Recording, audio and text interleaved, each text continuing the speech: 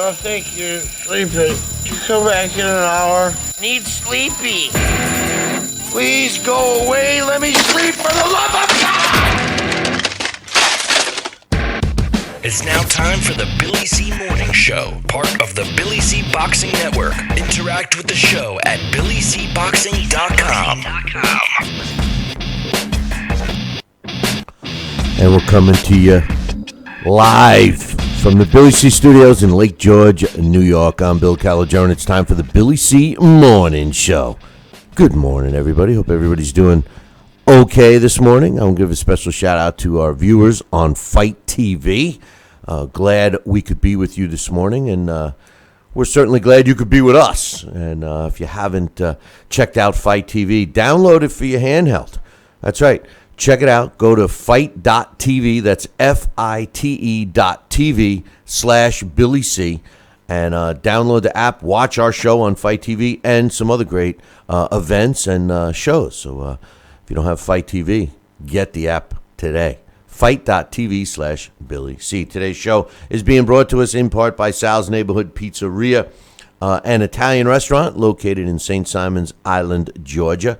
Check out the website, www.salsneighborhoodpizzeria.com. Or give my man a call, 912-268-2328, 912-268-2328, and find out why we talk so much about Sal's food. And don't forget, if you're heading south, you could go to Sal's. It's a literally 15-minute out-your-way detour off of I-95. Everybody goes south on I-95, so take it. Find out what I'm talking about. Go to the website, get the address, and show up. www.salsneighborhoodpizzeria.com. Today's show is also being brought to us in part by my book, Tom Molyneux, From Bondage to Baddest Man on a Plane, is available right now where all good books are sold. Get yourself a copy right now. Find out why we have a 5-star rating across the board, and literally get yourself a copy right now by going to barnesandnoble.com or amazon.com. If you want a signed copy, just visit our website, www.billycboxing.com, and click on the book club section. Speaking of website, I wanted to congratulate. You're going to start seeing some changes with the website. Some of the stuff that's on it is being removed, and we're also adding some other things, trying to stay up to date. And one of the things that has been removed is the Billy C. Challenge and our ratings.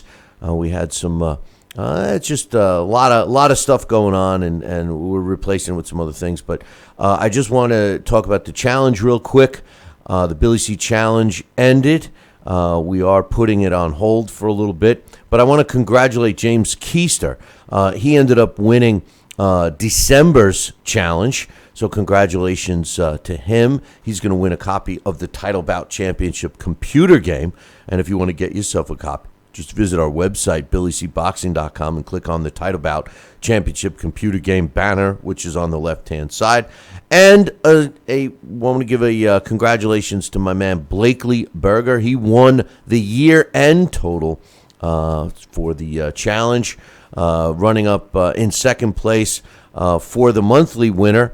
Behind James Keister was Blakely, and finishing second behind Blakely for the year-end total was my man Brian Todaro. So good job from everyone. And I want to give a special shout-out to my man Joel and Alex Thompson for being the only two players that did not miss 1 week of the challenge for 2016. So they will be getting a prize as well. So thank you, everyone, for participating in that. I got a bunch of emails to read. The bottom line with boxing today, and it's something that I think is really leaving us with this sport, and I think that the fact that it's not happening as often as we wanted it to, and the fact that the second part of my topic today, first of all, rematches. Rematches in boxing are good. They're good for boxing, yeah. And they're good for boxing because you justify a rematch when the first fight was good, all right? They create rivalries. They create interest. It's good for the sport. What's bad for the sport is these fighters that seemingly are ducking other fighters, which would equate into big fights. So the bottom line is rematches, that's good for boxing. Ducking fights, that's bad for boxing.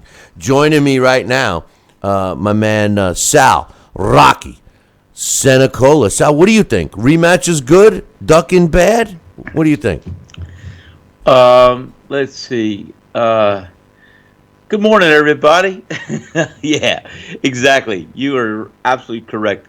Let me tell you, rematches when it's warranted is a natural in boxing.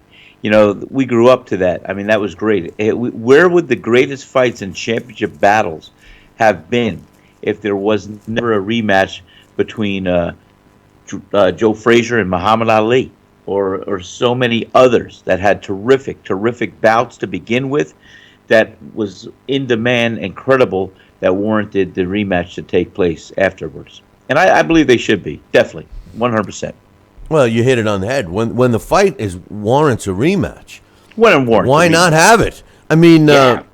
you could set up great trilogies like you mentioned, Ali Frazier, Ali Norton, Gene Tunney and Jack Dempsey rematches. I mean, they were just even Rocky Marciano and Ezra Charles. I mean, rematches are critical. It just seems like the big fighters today, like the Andre Wards, the pussies, if you will, they want to get out of the rematches. They don't want a rematch because, let's face it, when you fight a rematch, both sides, it's kind of an advantage. I know it would nullify each other, but I mean, if you're in a fight with somebody and you fight 12 rounds, let's say, for argument's sake, and you get an opportunity to fight another 12, don't you think you're going to know that opponent better than you did the first time around? And isn't it a little more risky as a fighter to fight that rematch knowing that your opponent knows you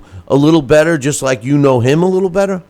Well, I think that's part of the anticipation, part of the unspoken factor, because I love that, what you just said. Now, you take that fight, for example, Kovalev versus Ward. Now, Kovalev is going to learn from that fight and say, hey, I can't take my foot off the pedal and take anything for granted. If I get this guy hurt, I got to put him away fast. Or I'm not going to let my foot off the pedal after the fifth round and just take for granted that I'm winning each round. I'm going to be out there and intense and fight from bell to bell.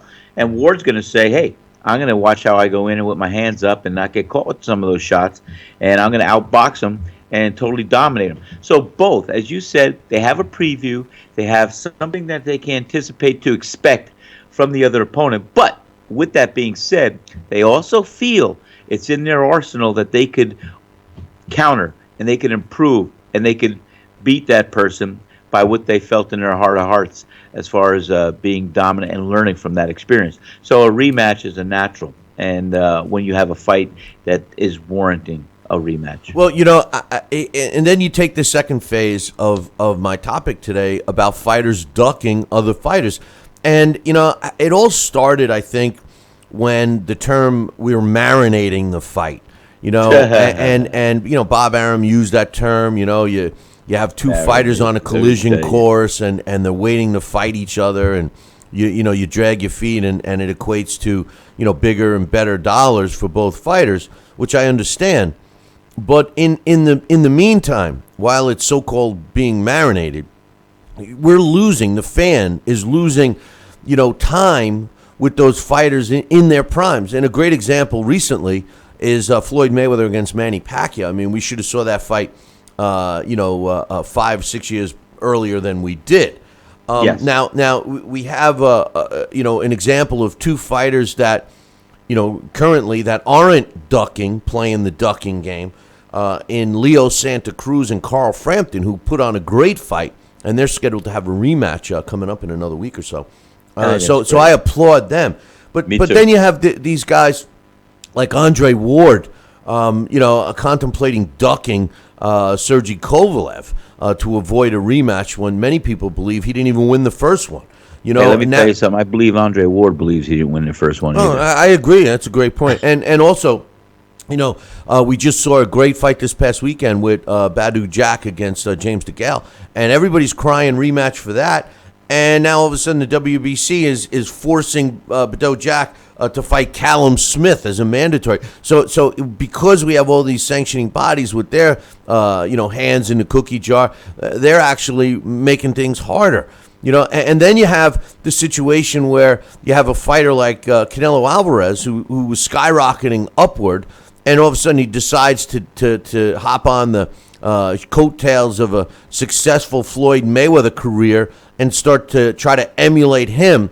And he's ducking all the fights. Now, granted, I think he is in a dangerous fight against Julio Cesar Chavez Jr., but we all want to see him fight Triple G. You know, same thing. Anthony Joshua, we want to see him fight Deontay Wilder. Instead, we're going to see a previous, fight previous to that, although Anthony Joshua is fighting Klitschko, which is a great fight. Deontay Wilder, once again, is fighting a layup fight, and then now they're talking about seriously fighting Joseph Parker for a unification, providing Deontay Wilder doesn't break a toenail or hurt his hand or get his hair out of whack or whatever, So I don't know, man. I just think that rematches are good, ducking is bad. I like that. That's basic common sense. I like that. Yeah. And I'll take that to the bank today. There you go. No, you're right, Bill. Come on. It's what has driven this game for decades, the rivalries that are created with rematches. And you said it, the Ward Kovalev should already be seasoned and should be marinating. I'm sorry to use that term, Bob Arum. But, the bottom line is they should already be promoting it. Where else can you get, if a fight is that controversial or if the fight is that close, I mean, the fans are going to want to see that fight, and they're going to want to pay for that fight, and it's going to make the most sense because, we want to see the true victor, or we want to see if he's as solid as we thought the first time. There's many, many reasons. But the bottom line is it all boils down to a fighter being a commodity. And he's got a few short years to be that commodity, and as a commodity, he's promoting and he's making money for a lot of people that he's attached to. Promotional outfits, the managers, the cutmen, the trainers. So, that's their golden goose, and they try to keep the golden goose protected before they put him on the table for slaughter. I just analogize that. How you like that one? I want to see your face now, Billy. That's C. a good one, Slip. Listen, we have a couple of emails to read, and this first one's from my man Jesse. He says, "Hey Billy, I don't know what to think of Canelo versus Chavez. Could be fixed for Chavez to get paid. Pedraza fought wrong. Oh, okay, first, I think. Listen, I think I'm the only one on the planet, but I think Chavez is a dangerous fight for Canelo." Not that I'm going to give Canelo much credit for fighting Chavez, because I'm not. I think everybody wants to see Canelo go after Triple G. I mean, that's the fight we want to see. But with that said, something that both you and I have talked about many times, Sal, Canelo Alvarez's biggest weakness is he can't deliver punches on the move. He's got to kind of plant his feet before he lets his hands go, and he's going to find that Julio Cesar Chavez is right in front of him. So Canelo's going to say, hey, that's great. I'm going to have a stationary target, and I'm going to be able to let my hands go.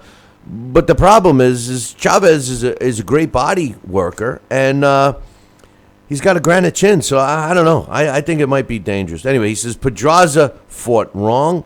He should have used his jab, length, and smothered Davis. Jose used his defense but didn't counter with any effective offense. Davis versus Walsh or Fortuna or Tevin Farmer or Nakamura next. He's not ready for Lomachenko, Salido, Vargas, but if he wants to go for it, that'd be great. I agree with your fights for Gervonta Davis, and Pedraza clearly fought that fight wrong. He had a huge height and arm reach advantage that he did not utilize. So, anyway, I got an interesting email right here. It's kind of a long one, Sal, but it is from Corruption in Boxing is the handle that I got. And basically, the subject is, according to Corruption in Boxing, is style over substance. And this is what he had to say. He says, I'm disillusioned with the verdict of a majority draw. and he's referring obviously to the Obviously, DeGale. last weekend. Right, to the DeGale Jack fight. He says the decision was a travesty. Once again, style has prevailed over substance. Inside bodywork and defense are shockingly overlooked. The Santa Cruz versus Frampton bout was plagued by the same judging epidemic. Scoring is not subjective. All judges simply incompetent, or no, he's saying, are judges simply incompetent, or is the level of corruption so widespread that a robbery is now the predictable outcome for the most lucrative fights? Badu Jack should have been the unified super middleweight champion, in addition to being the Ring Magazine and linear champion. James DeGale was subjected to a systematic 12-round brutal domination. Just look at his face compared to Jack's unblemished looks. Badu Jack has a fantastic defensive adaptation, chin tucked in, huge arms and elbows shielding his torso and ribcage. Forget about all this shoulder roll and Philly shuffle, smoked salmon and caviar new school sophisticated bullshit. I'm talking about a simple and robust technique. Consequently, approximately 50 to 50 and 55 of DeGale's eye-catching but largely ineffective wide-slapping punches were blocked, deflected, parried, etc. DeGale employed no jab to set up his power punches. He says, I counted 5 that landed, and a porous defense on the inside. James bravely but foolishly opts to fight on the inside as opposed to covering up or clinching. Hence, he's susceptible to counterpunching. Jack does not have DeGale's punch variety on the inside. He has 2 options. He punches with the right uppercut and left hook to the body. Both punches repeatedly connected and inflicted the facial damage and depleted DeGale's gas tank until the uppercut finally put DeGale down in the 12th. That knockdown was a combination of an attritional beating. I have an enormous admiration for DeGale's mental and physical fortitude.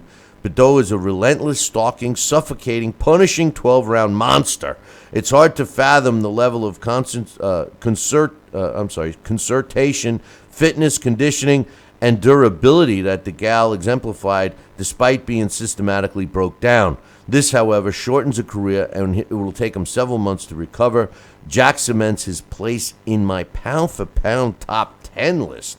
He says his anti-corruption, robbery, and politically unbiased pound-for-pound top 10 are as follows. Number 1, Roman Gonzalez. Number 2, Andre Ward. Number 3, Adonis Stevenson. Number 4, Naoya Inoue. Number 5, Orlando Salido. Number 6, Terrence Crawford. Number 7, Juan Francisco Estrada. Number 8, Badu Jack. Number 9, Leo Santa Cruz. And number 10, Tyson Fury. He says Vasily Lomachenko undoubtedly is talented, but paid step-aside money to fight a shot Roman Martinez. That's why he's not in his top 10. Triple G, he says he's got a poor resume. That's why he's not in the top 10. And Saul Alvarez is not in there because he was, in his opinion, beat by Trout and Lara. What do you think of this email, Sal? I mean, I disagree with. Obviously, he's a big Badu Jack fan. I had to fight even, and I didn't see the same fight that corruption in boxing seemed to see. I didn't see Badu Jack just destroy DeGale. I really didn't see him. What's your thoughts? No, I saw a different fight, and I had the fight of a draw. But I will tell you this, I think in a rematch, I think Badu Jack overwhelms him with his power and strength because I think he was a stronger fighter. And I think, just like we said, you get to know each other a little bit. And I agree, but I had the fight a draw. I like a lot of what he said in his email. I don't agree with everything, but there's some points that I do like where he was going with that. But no, the Badu Jack fight, I think if they have a rematch, and it does call for a rematch, I think he'll win the fight. And I do agree. Some of these punches and the flurries, well, that's just it. Those shots, they do score, and they count in a judge's card as far as being points that are scored. Exactly. And, we used to ride on early on, well, one big punch will negate 10 combinations of light punches. Well, even if that's true, the bottom line is, you have a guy that's scoring effectively for 2/3 of the round or boxing in and out, and maybe look like slapping, but those are point scoring, and the hand speed and everything else. But and then you have all of a sudden the thumping, boom, of Bo Jack. I mean, Badu Jack. Bo Jack is another fighter. Badu Jack that did definitely hurt and effectively brought down. The fight to an even basis, because I had the guy leading by the middle of the rounds. He was leading by a couple points, but Jack came back and battled. I don't think Jack had the defense that. No, he didn't. I mean, that's what I'm saying. He got hit, and he's not a young spring chicken, but he's old enough just to learn how to slip some of these punches, have his hands up a little bit. I like his style. I think he's a strong upper body fighter. I think he'll get destroyed if he moves up to the light heavyweight division, but I do think he will definitely do very well in a rematch against DeGaulle, and I'd like to see that fight take place. Well, I do agree with corruption in boxing. I don't think James DeGaulle utilized his jab the way he should have. No. But I also agree with what you said. Even hey, listen, if punches that don't have a lot of power behind them weren't counted by judges, then guys like Paulie Malignaggi would never have won a fight in his career. So unfortunately, that's not how the system works. But thanks for the email, corruption in boxing. Very good email. Thank you. I also disagree with his. With a lot of his guys. I'm sorry. I like Jack a lot, but he certainly doesn't belong in the pound-for-pound top 10 list, and neither does Adonis Stevenson, for that matter. And I'm not so sure I respect Andre Ward even a little bit anymore.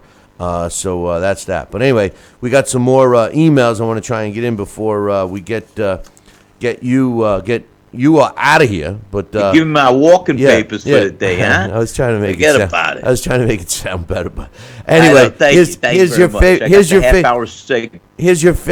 your favorite emailer. This is from Raheem. He says 2017 I think will be great for boxing.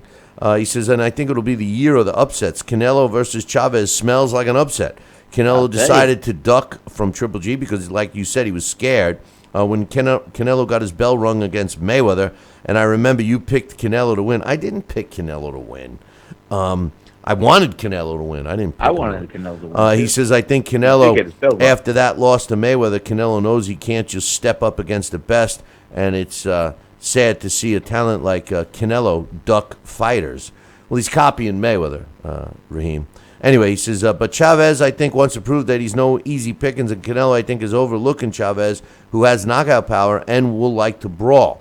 I like Chavez due to being helped by his father and because he's comfortable at his weight. I like you. I like to have two Mexican fighters. When we have fights in our house, we invite our Mexican neighbors over, and it makes it fun. He says, can you let us know how you started your career in boxing and your show that's now global?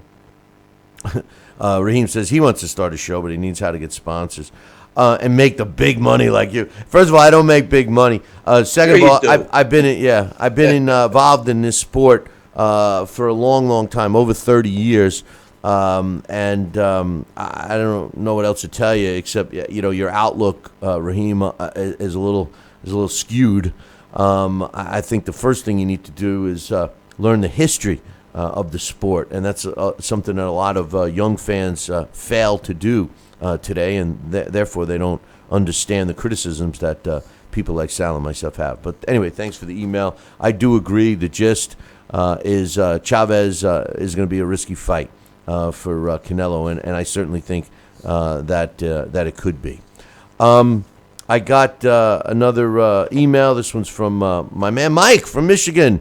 That we love getting his emails. He says, in response to you guys read my last email, I'd like to thank you. My intentions aren't to be vulgar or discriminatory. My intent is always to tell it like it is. Call it like I see it. I appreciate you also calling it like you see it, Billy C. Not many shows would call Andre... Not many shows would call Andre Ward a pussy, and while the term may be vulgar to people, who gives a shit? That's what he's acting like, and I commend you for doing what most other guys don't or simply won't do, which is call it like you see it. Billy, I'm 30 years old, technically a millennial, and a modern boxing fan. There are still a few out there left who can see through the bullshit and still believe in honor and integrity. The honorable thing for Andre Ward, who made more than double what Kovalev made, even though it was Kovalev who gave Ward the shot at his belts, which is a lot of what's wrong in boxing. The honorable thing for Ward would be to give Sergey a fair shake by giving him a rematch. Whatever profane words might come to mind, I don't care, and can live with people calling me a racist when it makes absolutely zero sense. Two, is this: is there really something wrong with me agreeing and calling Andre Ward a pussy? Absolutely not. It's my opinion, and unfortunately, we live in a country where I don't get my head chopped off for freedom of expression. My main points and or questions are as follows.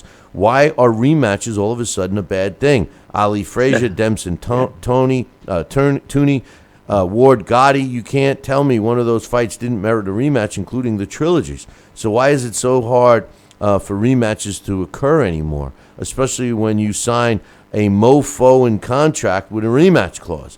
And you do feel the way I feel in boxing in America right now reflects the nature of American culture. He says boxing had its best days when this nation was at its best, when you don't have to censor every little thing, and when your grandfather spoke to you, you listened. When dad told you to do something, you did it without a question. When your teacher gave you an F and you took it home and suffered the consequences and didn't try to weasel out of the punishment, and if you did, boy, were you in the doghouse. Maybe I was raised differently, but I truly believe the nation and its state of affairs runs concurrent to modern-day boxing. And rematches are a good thing. Give me one damn reason why I wouldn't want to see Sergey knock Ward's head off in a rematch. Thanks for speaking your mind. Can't say as I disagree with my man Mike. I mean, we're talking about rematches today, man, ironically enough, and I agree. What's your thoughts, Sal? Well, I agree as well. And you know, you guys touched on something, and I've often mentioned it on air. I wish there was something we could do, not per se you and I, although that would be great if we had any influence, with the purse structure. You know, it was a travesty that Andre Ward got paid so much more money than Kovalev, number one. Number two, like I said, this is prize fighting. The winner should get the bigger purse. Or, let's even tweak that a bit. If the fight is negotiated and the diva of boxing or the more favorable boxer or more marketable boxer, more popular boxer gets a larger bid, larger percentage or purse, maybe they should have it in a clause where if he does lose the fight, the underdog or the fighter who's getting lesser of the purse should be compensated by his efforts to winning the prize. Something like that. I'm not saying my model is foolproof. I'm just saying it's prize fighting. They should have one purse. Winner takes the larger percentage, the winner of the fight. Or if it's predetermined who's going to get that large purse, and the underdog or the lesser purse does create that upset and warrants him to get a larger percentage of the purse. But I don't know. I'm getting off topic, but you know what I'm saying. First of all, I think that would be great. You know, if they say, okay, here, we got a matchup, Billy C against Sal, the purse total is $100,000.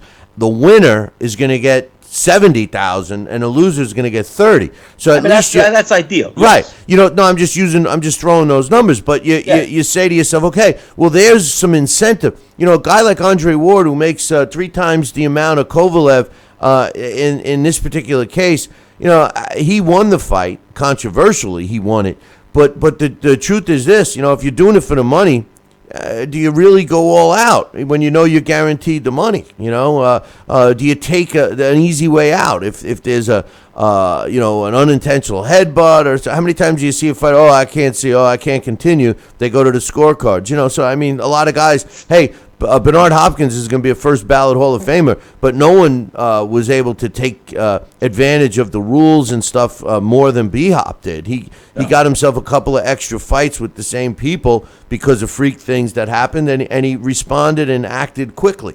You know, so I agree with that. Listen, the bottom line today is that, you know, fighters don't fight. They don't. They look for the easy way. Miguel Cotto in his next fight, that's a joke. Miguel Cotto's a joke. You know, Canelo Alvarez, even though I think Chavez Jr. is going to, may give him some trouble. It's a joke of a fight. The guy that I give credit to, I give Leo Santa Cruz and Carl Frampton credit to having a rematch. I certainly give Daniel Jacobs credit for being the only middleweight on the planet who has the fucking balls to step in there with Triple G. All right? I give him credit. I give Anthony Joshua credit for stepping in and fighting a guy who dominated the heavyweight division for almost a decade in Klitschko. And on the other side, you got Deontay Wilder fighting another cupcake, another guy that he's going to have no trouble with, which is a joke.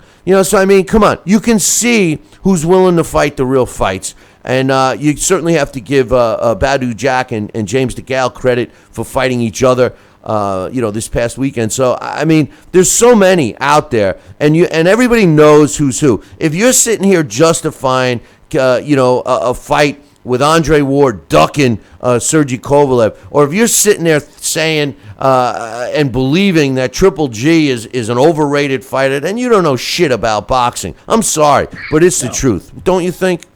I think it's great. You know what? Keep it clean, keep it this, and I think that purse has a big incentive.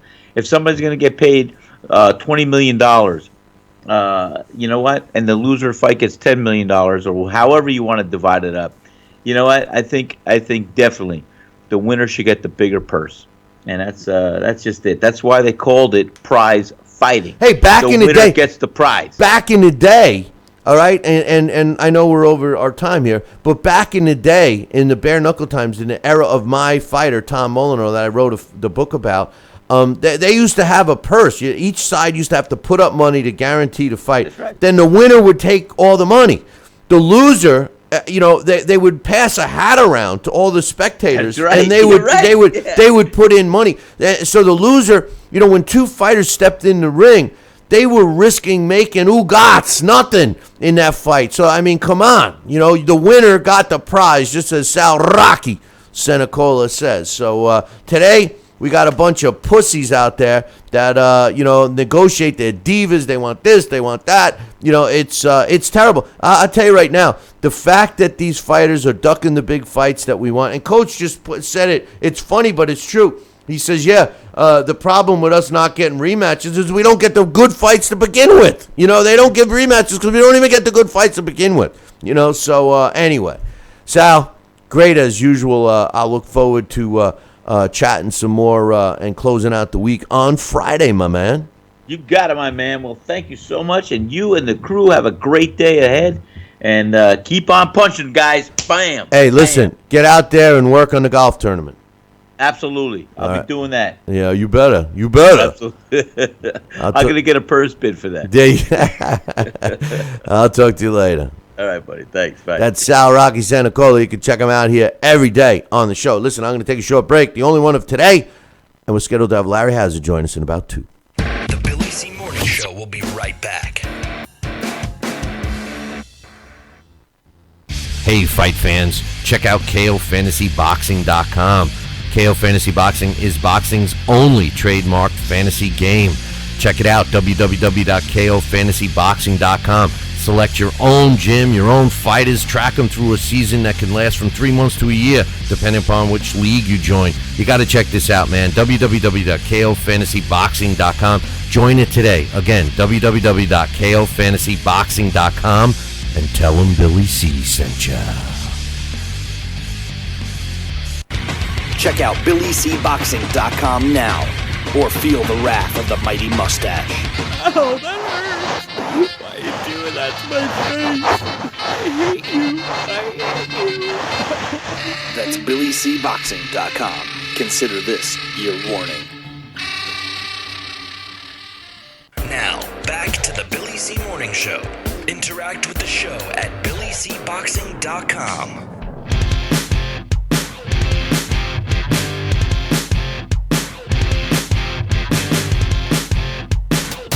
And we're back. You're listening to the Billy C. Morning Show right here on Fight TV. Glad you guys could join us. And joining me right now is my main man, Larry Hazard. What's up, Larry?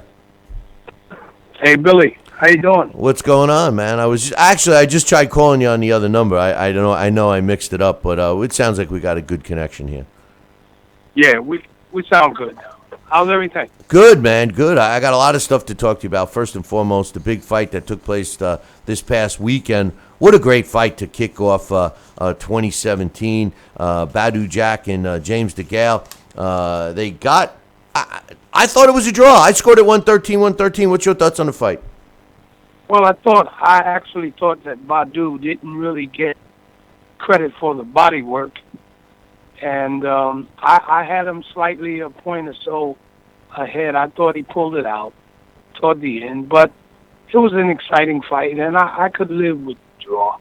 But I thought Badu had pulled it out because I do give a lot of credit for body work, especially when the body work really looked like it was having an effect because the guy was ahead, and Badu kept working that body, and I think that he brought him down a little bit, and I think that's why he was able to actually score that knockdown toward the end of the fight, and I think that I just thought that Badu pulled it out, but I can live with the draw. I think that it was a fight. Unlike what Floyd said, I thought it was good for boxing, that type of fight. And it's the type of fight that shows, once again, that a loss is not the end of a career, because somebody does have to lose. But when you lose in that fashion, it shows that you can still hold your own and that you can go on to even bigger things. So I expect big things from both of these guys in the future, and hopefully a rematch. Well, first of all, I think it should definitely be a rematch. You got a great fight, an action-packed fight, and it ends in a draw. The logical thing would be a rematch. I mean, a lot of people would want to see it. They did very well. Over 10,000 people jammed into the Barclays Center to watch the fight live. Did well numbers-wise on TV, et cetera, et cetera. I think, but here's an underlying problem. I mean, right off the bat, 2 days ago, the WBC has ordered Badu Jack to fight a McCallum as a mandatory for the defense of his title. Otherwise, they strip him. So once again, you have these sanctioning bodies sticking their nose in and possibly preventing a rematch, or at least prolonging a rematch. I mean, these kinds of fights, it should be the next fight for both of these guys, Larry, should be each other. I mean, to have another fight in between, or to have to, do some kind of mandatory title defense. I mean, basically, it's putting more division in a sport where we need unity. What do you think? No, I agree, and it takes away. It takes away from the momentum of the event. It certainly is something that I think is contrary to what most fans would desire, and that's basically what we're here for. But once again, Billy, it's how many times have we talked about it? We know what the motivation is for sanctioning organizations, and quite frankly, I worked for one for 2 years, and it is what it is. I mean, so you can look forward to similar types of things happening even in the future when it comes to sanctioning organizations. I'm not surprised by anything that they do. No, as long as the money is right. Well, it's hurting the sport, But anyway, Gervonta Davis came in and was a guy that really was fed a steady diet of cupcakes. He steps in against a real fighter in Jose Pedraza and puts on a performance, Larry, that, I mean, it would be hard to find anything wrong. The only thing I look at this kid at this stage now is I just see the makings of a similar path that Adrian Broner followed. I mean, this guy is, talking about hopping on a jet and going to Dubai and all of this stuff. I mean, it could kill a career. What's your thoughts on his win and how he seems to be handling it? Well, it certainly was a tremendous win. I've been watching this kid from the beginning. He has a storied background, and what you see him doing in terms of his success in his career, you have to admire. But like most of these youngsters, sometimes, they move a little too fast in their thinking. As far as Adrian Broner, I think that this kid, skill-wise, is head and shoulders above Broner in that respect. So it's just a matter of him maturing, maturing and not going off the deep end. And I think that we can expect big things from him because he is a tremendously talented fighter. He's strong, he's smart, he's very, very talented, and he comes to mix it up. So I think we can expect big things from this kid as long as he keeps his head, if he keeps his head screwed on his shoulders, right? He could be the next big star, in the game. So we'll see what happens in the future. I agree with you. And the thing about the shame about Adrian Broner is that when he busted on the scene as a lightweight, now you got to go back several weight classes.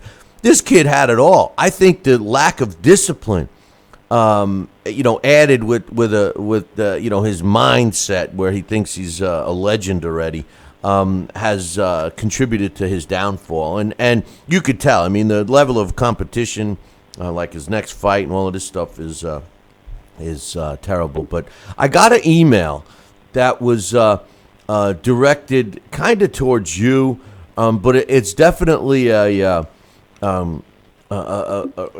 it's a great lead-in to my question. This was written by my man Mitch. He says, and this is pertaining to the fight card at the Barclays Center last weekend. He says, in back-to-back fights, they brought the doctors in to look at the guys. Delorme's fight, the Aleem fight, and then they did it again in the main events too.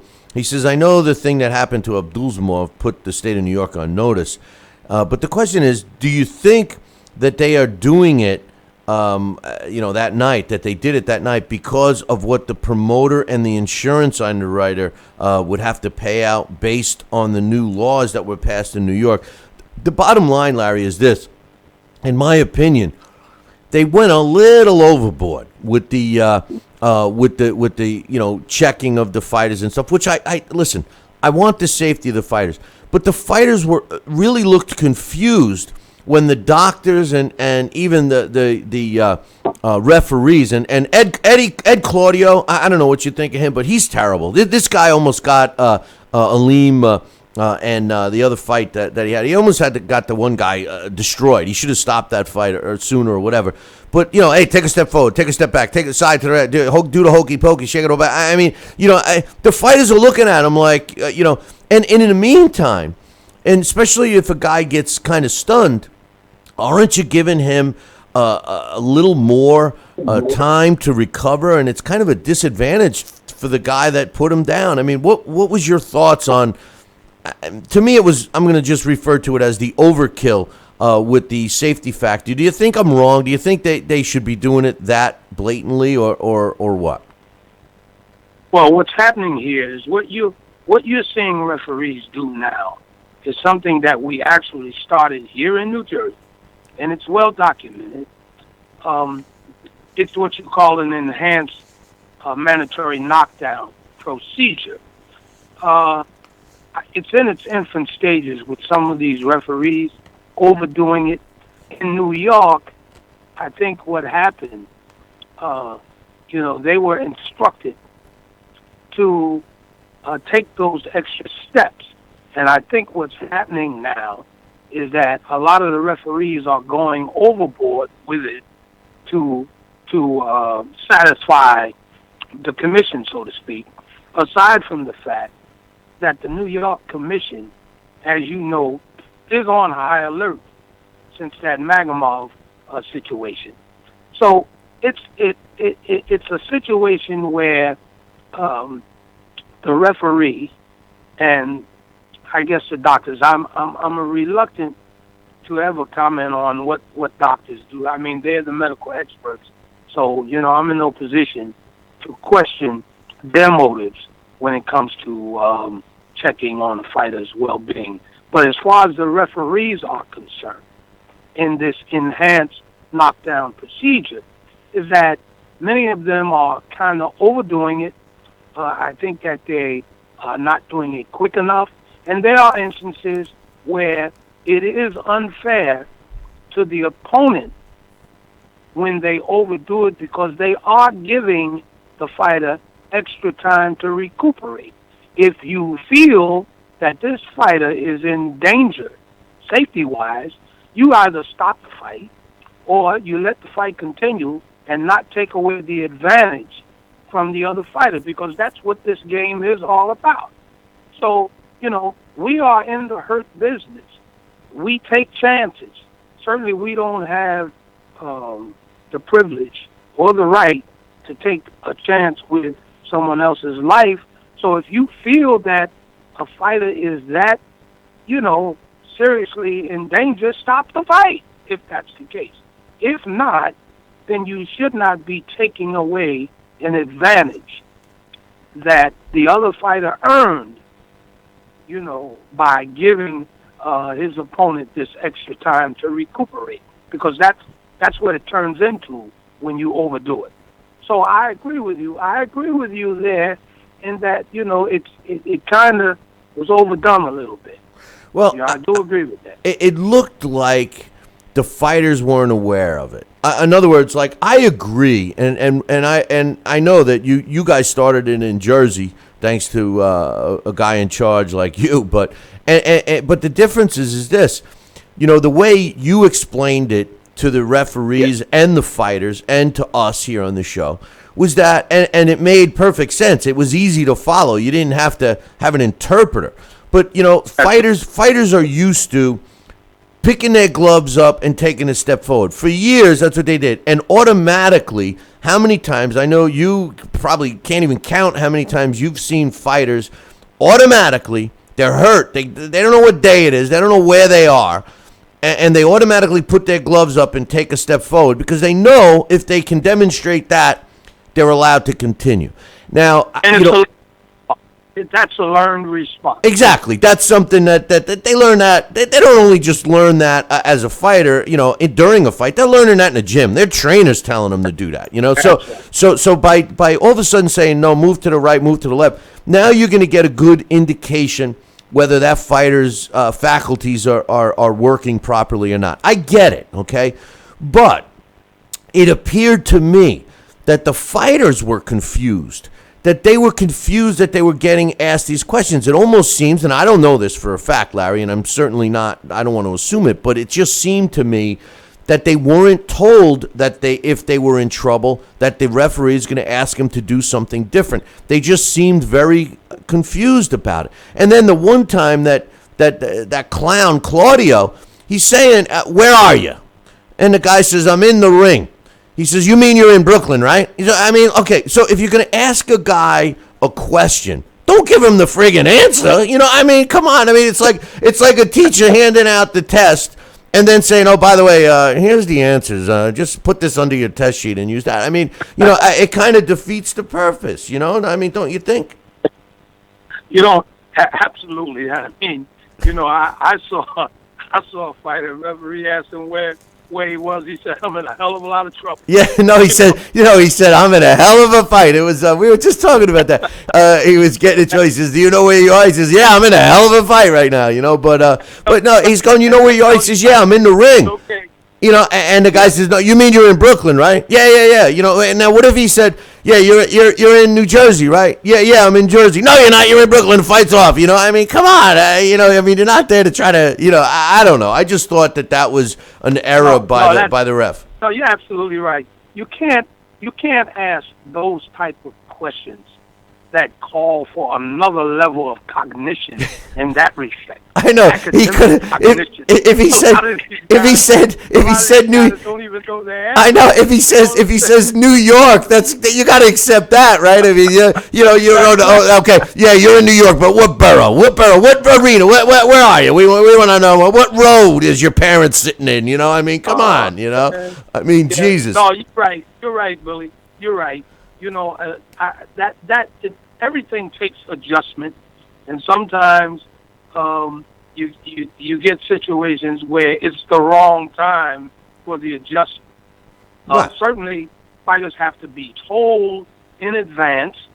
Okay, that's number one. They have to be told in advance during the pre-fight rules meetings that hopefully by now most commissions are doing in the dressing rooms in a more global group type session, or at the weigh-in where they, that takes the spotlight off the referee at center ring with the taglines and all that other crap. Okay, so during those pre-fight rules meetings, this is when all of these things should be informed. The fighters should be informed. It should be gone over. And the referee makes himself clear at that point, and that makes his job easier once he gets in there when it's fight time, because that's not the time to be experimenting on new procedures. Now, don't get me wrong. I mean, they could have very well have told them in the dressing room. I mean, listen, one of the most famous fights of all time, the Jack Dempsey Gene Tunney rematch, they did talk about the new rule, and it still hurt Dempsey in that fight. And I got to give credit to Badu Jack for landing that solid shot on Art McCanty Jr. I've been very critical of Art McCanty Jr. over the years, but I got to give him credit. He has toned it down a bit. He was a guy as a referee that really was out of control, and I think that I think he's definitely tuned it down a bit. He was all business in there. He wasn't getting in the way to camera shots and stuff. I mean, not like the Claudio referee who seemingly was doing some kind of rehearsal or something. He was trying to get in a camera shot every single time, but. One last question on that fight, and then I got something else to ask you. Do you think, and this is just, I'm looking for your opinion, because I don't know if there's a right or wrong answer. I guess it's half a dozen one, half a dozen other, but the way the state of New York was conducting the medical examination, so to speak, was just prior to the beginning of the round. So in other words, they gave, at the end of the round, a fighter was in trouble or sustained a cut or whatever the case was, they gave the corner a chance to revive their fighter or work on the cut or whatever. And then prior to the two fighters engaging at the start of the next round, they called time, and they had the doctors do their little test. Let me see your eyes, move this way, move that way. Do you think that procedure should have been done at that time, or do you think they should do it prior to that rest period and the corner getting a chance to work on the fighter? Well, I don't know. It's either before or after, Billy. I personally, I think maybe it's a good idea to let the doctor do it first. Okay, but I think this is just a more convenient practice form. What they normally do is they let the corner people have their minute. Then they call time, and then they have the doctor, instead of letting it be, the opposite way, So, I really don't know. I don't have a problem with the way that they do it. I mean, I think that it does add a bit more procedure to it, and obviously the medical people feel that this is the best way to do it. So, I rarely question, the medical procedures.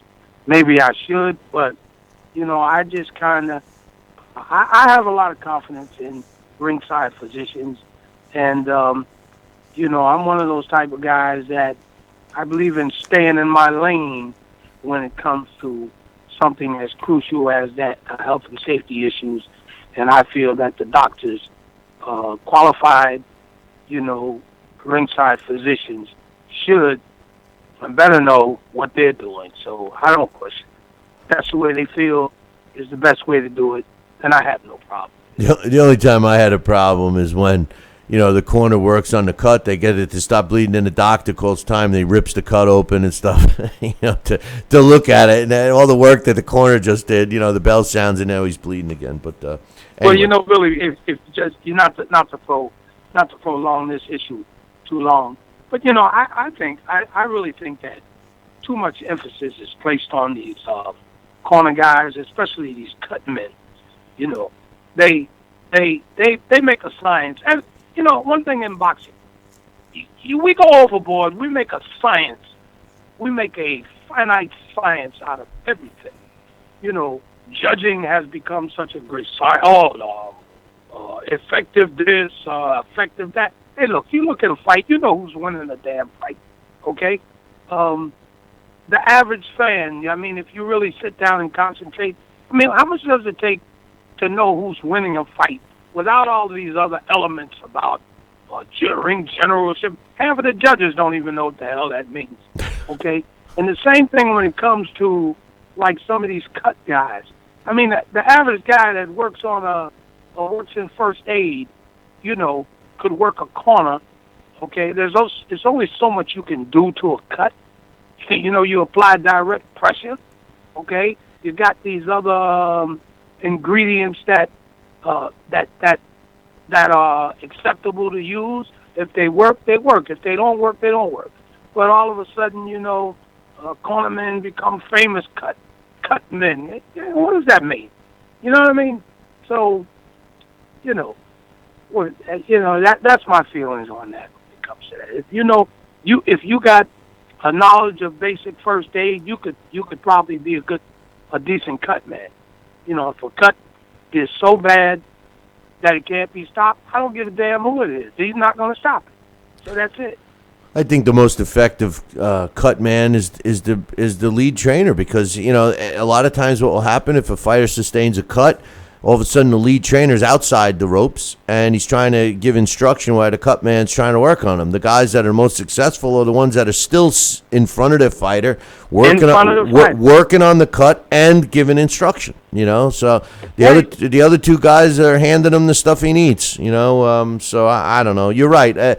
We have gotten too in depth. I think a lot of young fans believe the punch. I think the punch stats are one of the stupidest things ever, because it's subjective. I got two guys that are sitting ringside that we're going to discuss what they thought was a landed punch. I think that's added to a lot of the controversy. You could have one fighter land one shot in a round, and the other fighter land 100. And then not land more than his opponent for the rest of the fight, and the punch stats are going to show that discrepancy in landed punches at the end of the fight, and then people are going to go, oh, well, he landed more punches. Yeah, in one round he landed more punches, so I don't know. It's like you said. Well, you're right.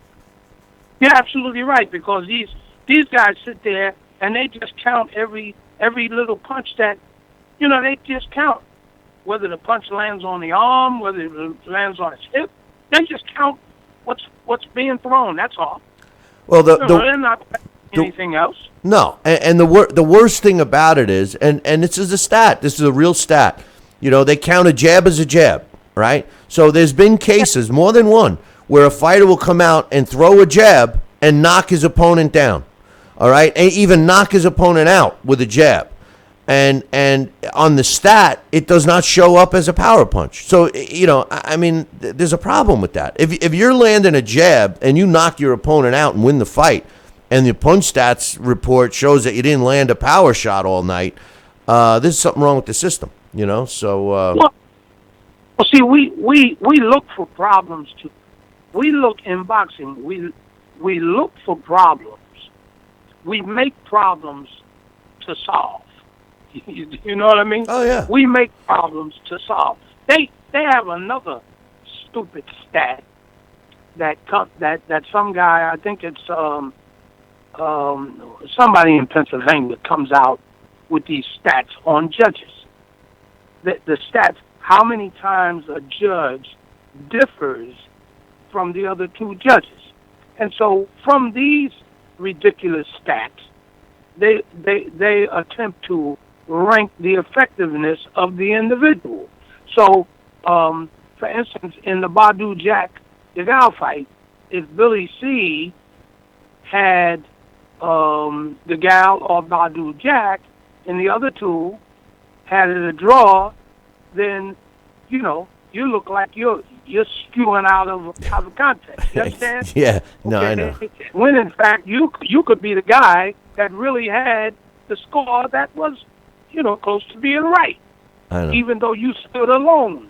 You know what I mean? Yeah. So this thing that we do with numbers, we make numbers king in boxing.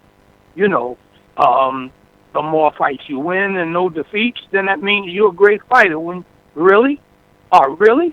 You know what I mean? So if you're 5-3 as opposed to 5-0, then the 5-0 guy could be the worst fighter under the sun, okay? But yet he's made out to be the best fighter when the 5-3 guy is really the guy with the skills. No, you see what I'm saying? I agree, and I love it that you're saying it because, you're right. Boxing is loaded with subjectivity. And until you take out that human element, it's not a stat. I always use it as an example. You go to baseball, you look at the sport of baseball. You get up 10 times, you get 5 hits, you're batting 500. It's a stat. You're a running back. You get the ball, 10 times, you gain 100 yards. It's a statistic. You're averaging 10 yards a carry. It's cut and dry. Boxing's not like that, but they act like it is because Joe Schmo, who's hitting a computer button saying that a punch landed, they actually talk about those numbers as if it's a statistic, and it's not. It's a subjective statistic that you have to, unless they review every single fight frame by frame with a panel of people to agree that the punch actually landed. It's not a real statistic. It's subjective, But hey, listen, I got one quick question for you. I know we got a lot of time to talk about this before it actually happens, but it was announced the other day that Canelo Alvarez will be fighting Julio Cesar Chavez Jr. on May 6th. Now, I'm very critical of Canelo for blatantly ducking Triple G, et cetera, and a lot of people are pissed off at this fight. The strange thing is that he's willing to go up past the middleweight limit of 164.5 pounds to fight Chavez, but he refused to fight Triple G at 160, which is, so blatantly ducking him. I don't know what else. But here's my question. I actually think, now I just want your quick thoughts. I know we got plenty of time to talk about this fight, and it's not even that huge of a fight, but I actually think that Canelo Alvarez may have chose the wrong guy to fight. And the reason why I'm saying this is because, number one, Canelo Alvarez's weakness, which he has not been able to overcome, and it was blatantly obvious when he fought Floyd, is that he can't hit his opponent on the move. In other words, he's got to plant his feet and then let his hands go, and he's extremely accurate and fast and blah, blah, blah. But unless his feet are planted, he's not too proficient in landing punches on the move. With that said, Julio Cesar Chavez Jr., he's not exactly the most talented guy, but the one thing he does great is body attack.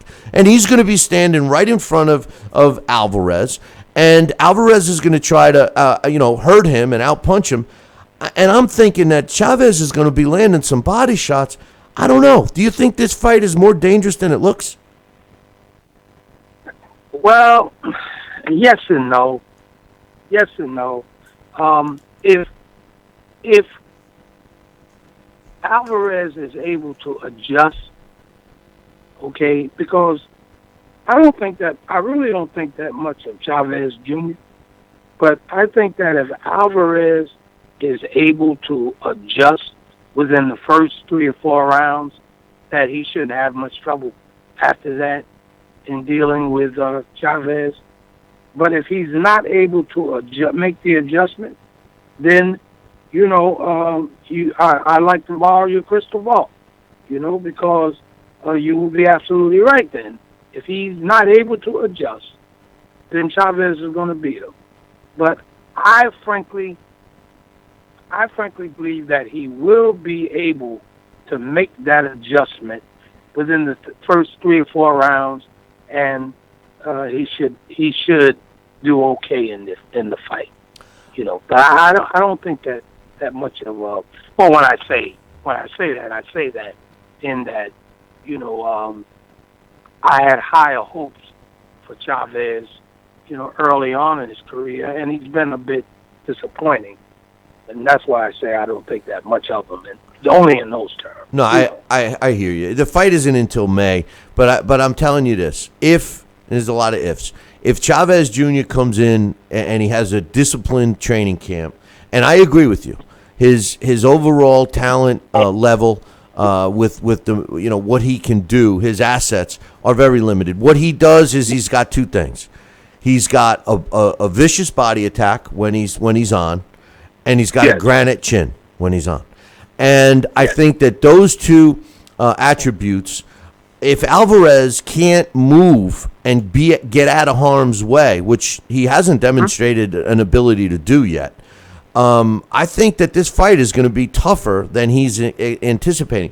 In other words, I don't think Julio Cesar Chavez Jr. can beat Alvarez via a decision. There's no way. I think Alvarez could dominate him for 12 rounds and win a unanimous decision. But if anybody's going to get stopped in this fight, I think a hellacious body shot or an accumulation of body shots could very well slow Alvarez down and maybe get stopped. I don't know. I have this strange feeling about this fight. Everybody's laughing at it. Everyone's saying it's a layup. They're more critical on Alvarez avoiding Triple G. And I'm saying to myself, if a hungry Julio Cesar Chavez Jr. shows up, and if he fights even a quarter of the way his pops used to, Alvarez might not be in for an easy night. Well, I agree. I agree with that if he can pull that out. And the one thing that never underestimate the power of a body shot. I love good guys that can dish it out to the body real good, because that's how you break a guy down, And if you look at, most of the the good fighters, most of them understood the value of having a good body attack, and that's what contributed to making them so successful. Yeah. If you look at the careers of most of the good fighters, fighters. No doubt. Hey, listen, there's a lot of ifs in this Chavez fight, and it reminds me of one thing. If my aunt had balls, she'd actually be my uncle, right? That's true. Hey, Larry, I appreciate you sticking around a few extra minutes, and we'll be looking forward to you next week, brother. Okay, buddy. Okay, Billy. All right, man. Have a good one. You too. That's Larry Hazard, Boxing Hall of Famer and New Jersey boxing commissioner. And who knows more than Larry? Nobody. So giving his thoughts on a bunch of stuff. But I got a couple of more emails I wanted to read real quick. This one's from my man Brett in Canada. And unfortunately, we didn't get to it while Sal was on the phone. But he says, hey, Billy C. and Sal, looking forward to the David Lemieux versus Curtis Stevens fight on March 11th. In my opinion, this is a pretty good and evenly matched fight, with both guys being similar in skill sets and both have power. I think somebody's going to get knocked out, and Brett believes it's going to be Curtis Stevens.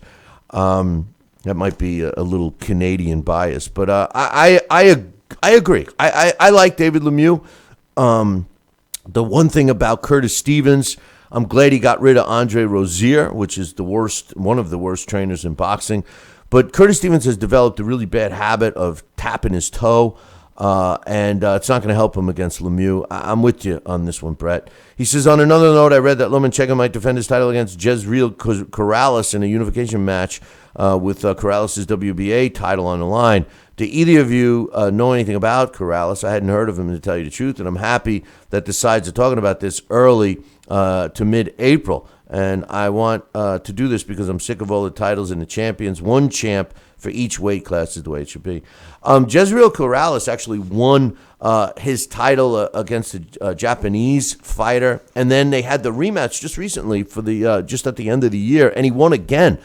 He did kind of bust out onto the scene leading up to his upset win, which got him the title. Was kind of everybody thought was a fluke.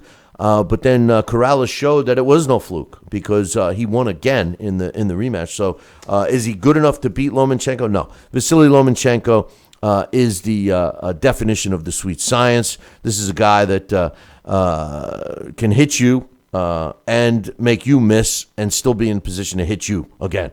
Unlike a lot of people's interpretation of the sweet science today, where you avoid a punch and you're at the other side of the ring and no one else can hit you, but you can't hit them either. To me, that's not the sweet science. Thanks for the email, Brett. And we got another one here. This is from my man Joel. And Joel says, hey, Billy C, I was curious which pay-per-views of the ones we have that have been announced so far that you're most looking forward to. Is it the Chavez Jr. against Canelo? Is it the Triple G Jacobs, the Cotto Kirkland, the Butte Alvarez fight, which is available as a pay-per-view in the United States? He says, which he just found out. He says, so you got 4 choices. He says that he's looking forward to the Triple G Jacobs fight and the Butte Alvarez fight. He says he's going to get them both. First of all, the Cotto Kirkland fight is a joke. There's no business it should be a pay-per-view. And, not that I have anything against either one of these fighters personally. I hope it bombs. I think Rock Nation has signed the 2 biggest divas in the sport of boxing in Miguel Cotto and Andre Ward. And if you think that, Floyd Mayweather has fleeced us, the boxing fan, with his career, cherry picking and everything else, and if we're critical of Canelo doing the same, all you got to do is look at Andre Ward and Miguel Cotto. Now, I say this assuming, and you know what they say about assuming. I could be very well making myself look like an ass, but I'm assuming Andre Ward will not fight Sergey Kovalev in a rematch. It just seems to be his M.O.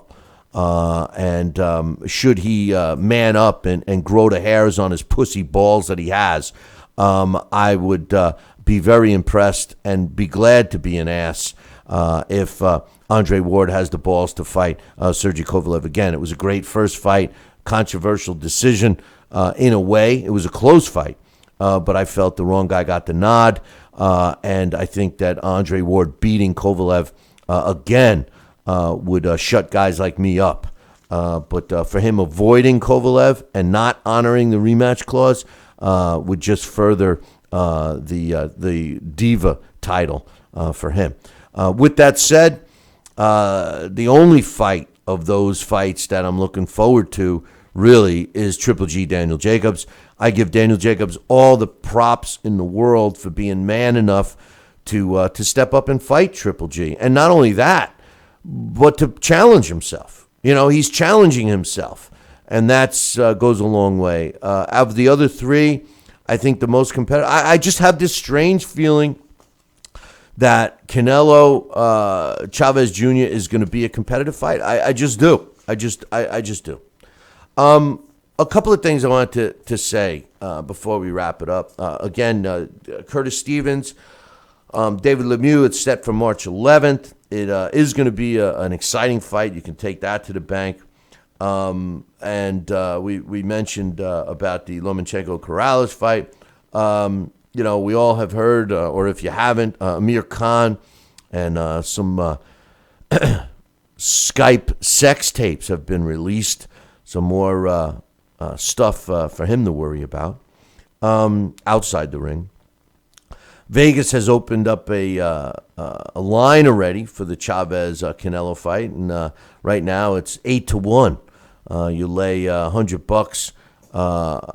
You lay in $800 to win $100 for Canelo, but if you bet $100 on Chavez Jr., you can win 8. So that's where that is. Bob Arum said that referring to the fight that people keep talking to me about.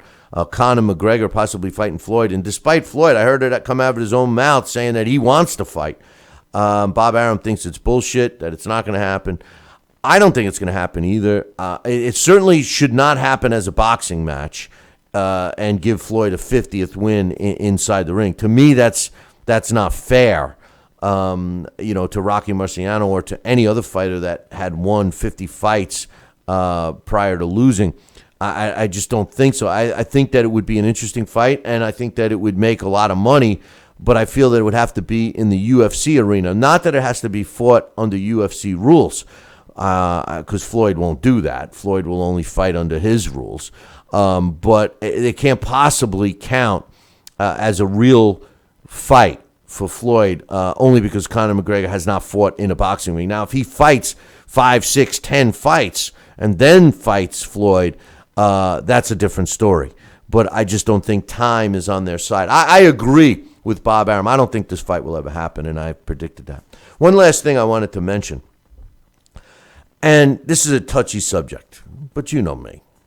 I don't care about touchy subjects. Jose Sulaiman, the former president of the WBC. You know, whether you like the guy or whether you didn't like the guy, he did a lot for the sport of boxing. But I'm really finding it cumbersome and hard to deal with the way that people look at Jose Sulaiman.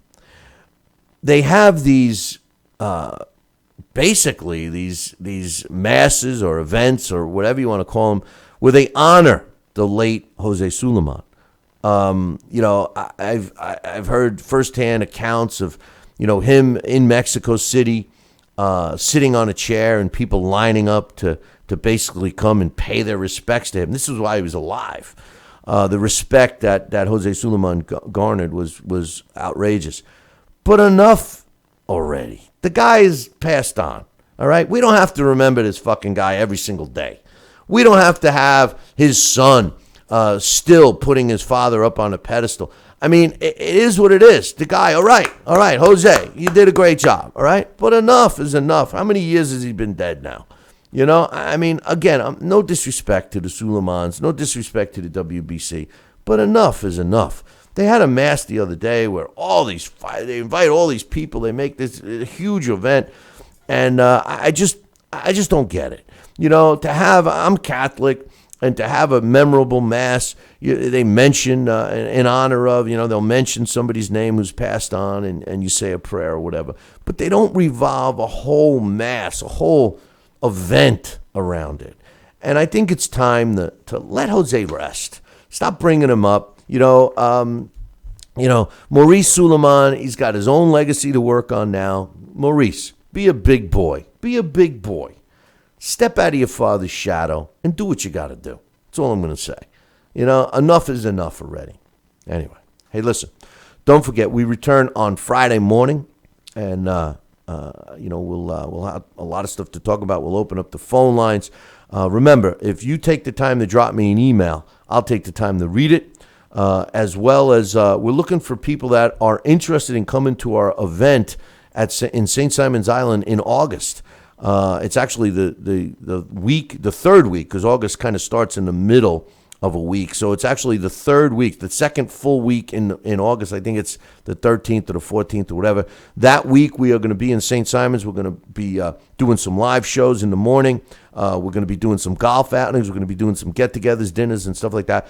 And we want you to be part of it. If you're interested in coming and getting on the list, drop me an email. Billy at Talkin' Boxing.